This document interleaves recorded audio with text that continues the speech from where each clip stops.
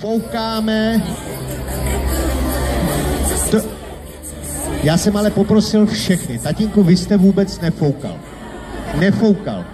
Já jsem vás vůbec neviděl, že byste foukal. Prosím vás, opravdu všichni, jo? Takže ještě jednou. 3, 2, 1, teď. Foukáme. Foukáme. Prosím vás, tatínku, vy máte krásného chlapečka, nebo to je slečna, ale vy nám nefoukáte. Takhle ten kamion neotevřeme. Jak se jmenujete, tatínku, prosím vás? Ano. David. Tak přátelé, kvůli Davidovi musíme foukat ještě jednou, jo? A všichni a pořádně. 3, 2, 1, teď foukáme.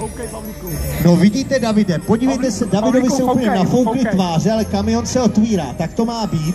Maminka vedle taky fouká, úplně se jí zašpulili tady nosový tyhle, jak fouká pořádně. Já poprosím skřídky, aby nám zatím teda sundali schody. Potřebujeme tady couvnout děti, protože tady budou schody, jo? Couvněte, ještě couvneme, prosím, abyste couvli, abyste nám uvolnili prostor, protože jsme tady moc namačkaní. Tak, ještě nebudeme